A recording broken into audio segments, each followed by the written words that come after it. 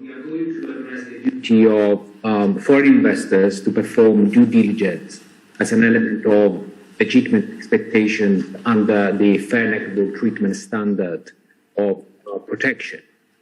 We will look at this issue both from an international law perspective and also from the point of view of Ukrainian law. You may guess who will be dealing with the Ukrainian laws. And fair and equitable treatment is, of course, a fundamental protection made available to foreign investors, most investment treaties. It is very important because, as we all know, that's the potential of addressing wrongful state conducts that may not fall squarely within the scope of application of other traditional types of investment protection, such as expropriation, food protection and security, and so on. Unsurprisingly, fair and equitable treatment is one of the most invoked treaty protections in investment arbitration. Of course, the generally vague and broad wording of the obligation under the treaties entails a degree of uncertainty in its application. However, there seems to be consensus that the fair and equitable treatment protection is intended to cover several specific issues, such as denial of justice, discrimination, and, of course, as you will see, the protection of legitimate expectations. Under the concept of legitimate expectations, states are required to maintain a degree of stability and predictability in their regulatory framework, which is relied upon by the investors when making their investments in a foreign country. Of course, legitimate expectations may arise out of specific representations made by the host state or by general policies aimed at attracting investments in the host state. One major concern is that the fair and equitable treatment standard, if applied without qualification, may result in the excessive restriction of the host state's right to regulate in the interest of the general public. But of course, fair and equitable treatment obligations do not, and to an extent should not curb the host state's ability to regulate, especially with respect to important aspects of life, as suggested by the tribunal in Saluka versus Czech Republic. Investor may reasonably expect that the circumstances prevailing at the time of investment is made should remain totally unchanged. And the analysis as to whether expectations are justified and reasonable, and therefore legitimate, should take into account, as suggested by the tribunal, Duke Energy versus Ecuador, the host state necessary right subsequently to regulate domestic and matters in public interest. And many of you may have read the news concerning a claim recently threatened by a foreign investor against Mexico as a result of Mexico's adoption of a food packaging regulation aimed at limiting the sale of unhealthy food to children. So it's a very much a live issue that we are looking at right now. Imagine the impact that new sustainability initiatives may have in this respect. Under the traditional understanding of the protection, two elements are necessary in order for a foreign investor to successfully claim a breach of its legitimate expectations, meaning a substantial and unpredictable change to the legal framework, which results in serious financial losses.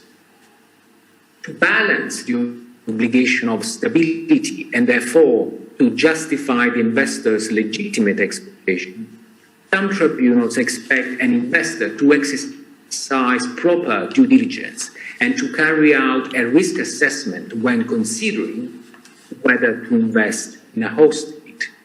The issue has been debated in depth in the cases brought for alleged breach of fair and equitable treaty provisions under the Energy Chapter Treaty, the renewable energy sector that were already mentioned by one of our colleagues before. And those cases are particularly important because they were brought under the Energy Charter Treaty, and under the Energy Charter Treaty there is a specific obligation of stability of the investment environment.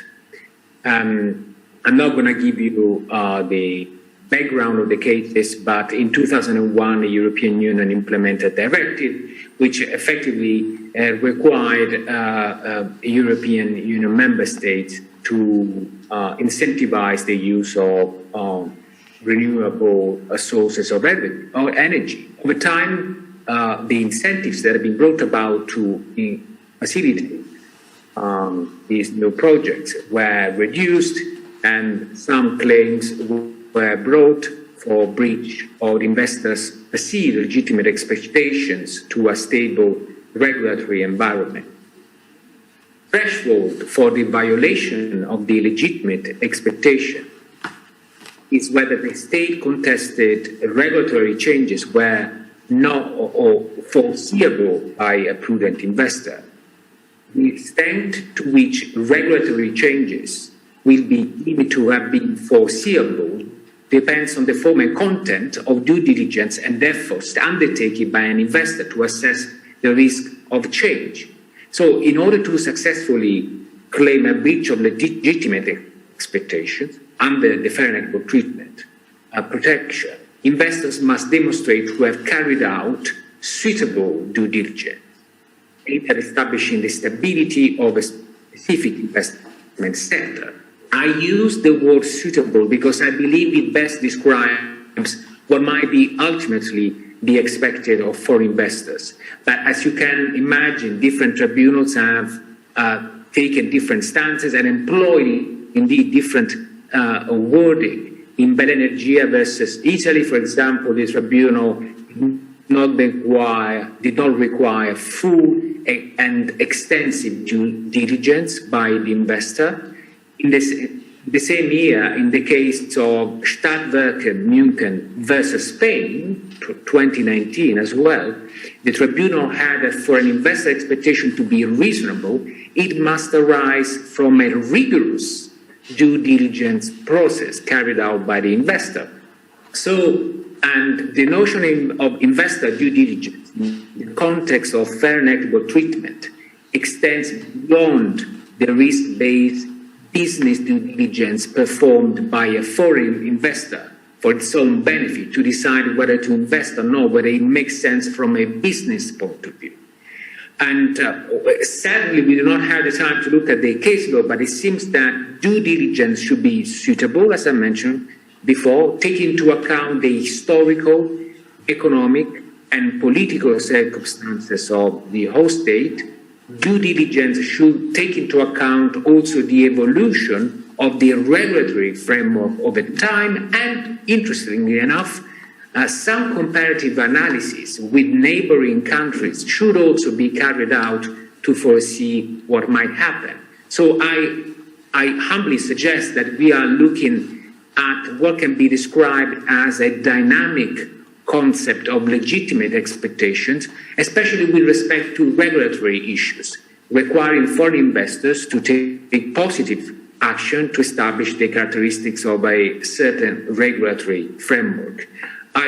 Unless you have questions, I will leave it to Andrii to discuss certain aspects closely connected to Ukrainian law. But thanks again for this opportunity. I'm here to take any questions that you may have.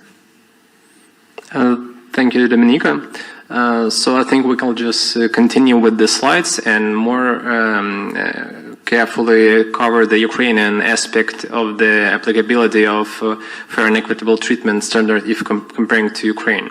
So I would start probably with the ways how the fair and equitable treatment standard is perceived in the BATs concluded with Ukraine, and which scope it provides, and basically which case practice covers the applicability of FET standards in Ukraine. So as Domenico rightly mentioned before, this standard basically requires legitimate expectations to be met by the investor, and the investor should carry out an in-depth due diligence when investing into Ukraine. And basically analysis of particular BAT is also an ingredient of this due diligence. So when an investor is thinking about making some valuable project or current business activity that requires substantial investments, as a matter of due diligence, such an investor is obliged to be aware of the requirements of the provided investment protection, and such an investor has to analyze the respective BAT that may be applicable. Having analyzed the BATs with Ukraine that cover the FET standard, it should be specified that some BATs, probably most of them, provide a standalone clause providing a full fair and equitable treatment standard applicable to the investments. 3 Ukrainian BATs, particularly Bulgaria, China, and Turkmenistan, extend not only to investment but also to the activity connected with investments. So as could be seen that not even the way how they are incorporated in the BATs differ, but also the scope of the protection, because normally some BATs they only relate to the investment itself. Another thing to consider that there are some BATs, not many of them, that do not even contain any FET clause. For example, with Russia. But the situation here that such BATs can do contain an MFN, most favored nation standard, which allows them to apply to another BAT that does contain FET standards. So this is also a way for investor to be aware of. Then moving forward with applicable cases, I would like to cover maybe list some of them. The first of them is Lemire versus Ukraine, which is exceed case. Basically, this was a case about radio frequency resources when a foreign investor tried bidding in an auction but failed several times. And he basically submitted on this ground on the FET clause and investment claim to the exceed, though he was unsuccessful when proving that he was treated in a discriminatory way. A person should be really careful when investing in Ukraine and dealing with the applicable domestic legislation, which is also a matter of proper due diligence, as was mentioned by Domenico before. Also, the well-known case of Tokyo Tokeles. This is a really valuable case for the investment arbitration practice, and there is also in-depth analysis in terms of Ukraine whether FET standard applied or not. And although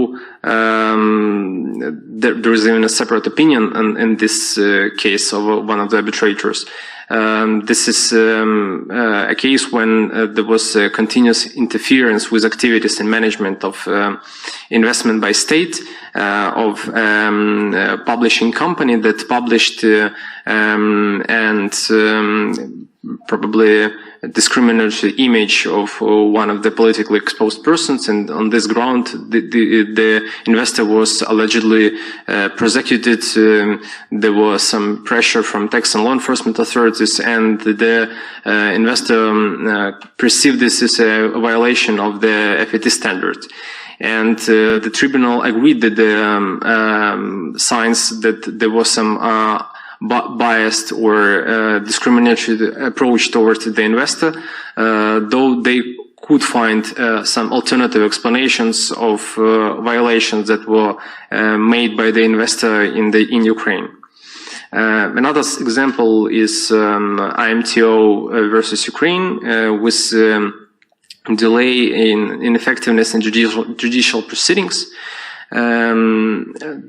Was unsuccessful to the claimant due to the fact that the tribunal found that the claimant should be aware of the way how the justice is served in Ukraine, and the ineffectiveness cannot basically cannot be considered as a discriminatory approach when it applies equally to everyone. Another example is the Tatneft case versus Ukraine. This is a case that is ongoing some severe enforcement proceedings due to the award in favor of the claimant. This is a well-known case regarding the deprivation of investors' management of control over the company. Without going into detail, it should be noted that the tribunal agreed that the investor had legitimate expectations to be able to control the company as object of its investment. And this is something that was unpredictable, was a matter of probably a hostile takeover of the company, as the investor asserted in its claim. So this is also a way that should be taken into account. Then moving forward, I would like to summarize what we have heard in the presentation. One of the main things that we heard today, that Ukraine in the 2021 have received really significant number of either BET claims or trigger letters. And as a recommendation for investors would be to carry out proper due diligence, considering all possible ways how the justice could be served, or what would be the political obstacles in Ukraine when carrying on business, and considering in detail the BET that could be applicable for the particular investor in order to avoid the necessity of applying with a BET claim to the tribunal. And also, as was mentioned by one of the speakers, by Vsevolod Volkov, that there is a really high chance to succeed in enforcing when there are no hostile actions of the investor that tries to enforce the award. So I totally agree with this, that an investor must carry out proper due diligence, and it must be pursuing its way in a legitimate fashion. Another conclusion to be provided is that due diligence is considered as one of the most important factors in determining the state's liability for violation of the FET standards. Indeed, tribunals evaluate whether the investor was somewhat opportunistic when he was trying, or it was trying to make an investment in Ukraine, or he had legitimate expectations to peacefully carry out business. Also a high topic that is on demand. This is about retrospective cancellation of feed-in tariff. And thing to consider is at what stage of the really profitable feed-in tariff an investor entered the Ukrainian market, and whether such an investor could be considered in his investment as opportunistic, or just an investor that is trying to make reasonable investment. And final conclusion, that in order to improve the chances of succeeding in proving a breach of the FET standard, advisable to prepare a proper due diligence report when entering the market, where to address the particular legislative framework that will applicable to a particular business, dynamics, the comparison with similar countries, etc. So this is the main takeaways, I would say, and thank you for your attention, and we would be happy to answer any questions if there are such. Thank you. Thank you, Andrii. Thank you, Domenico. I will have one question to both of you. You've explained why it is important to conduct the due diligence. However, it's interesting to know how often this actually happens in practice. So in your experience and in the experience of Domenico, how often have you seen that the client, when structuring the investment in Ukraine or in another country, would ask and would actually engage the dispute resolution lawyers for that specific question, for the assessment of the applicable BIT framework and the assessment of the risks as opposed to the substance of the BIT protections? Thank you for your question. I think I'll just start because Domenico definitely has more experience to share. So from my humble experience, I can only say that the investors who are working with, they did not carry out proper due diligence. And this is why basically we have so much work at arbitrations. And this is one of the things that they should consider. So Domenico, we would like to hear your opinion about this. Oh, thank you, Andrii. Thank you, Sarah. I mean, this is an excellent question, and which impinges upon both theoretical points of view, but also practical ones that you have very clearly highlighted. And I think in one passage of my presentation, I mentioned that the due diligence that arbitral tribunal expects is not the due diligence that investors would normally carry out to figure out whether the investment will make them money. And this is due diligence that is aimed at understanding the regulatory environment and the likelihood of that regulatory environment to change over time. So it is a completely different exercise. And I tend to agree with Andrii. Very seldom foreign investors do carry out this type of exercise to the extent that is expected by arbitral tribunals, under international law generally. And for example, in some of the cases that I mentioned, and one was the Italian Bell Energia, but there are others.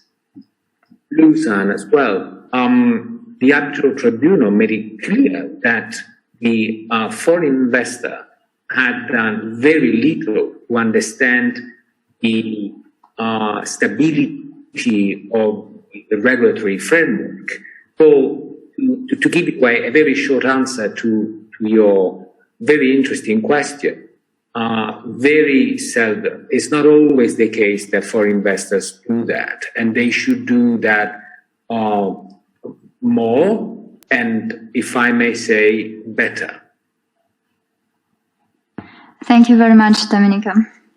I see that we're running out of time, but there is just one last question that we have here, and we'll be happy to close the discussion. Thank you, Oksana. Thank you, Domenico. Thank you, Andrii. I actually have a very short question. What would be the standard of proof that investor should demonstrate that it met this obligation of due diligence? Is it beyond reasonable doubt, or is it like in criminal liability?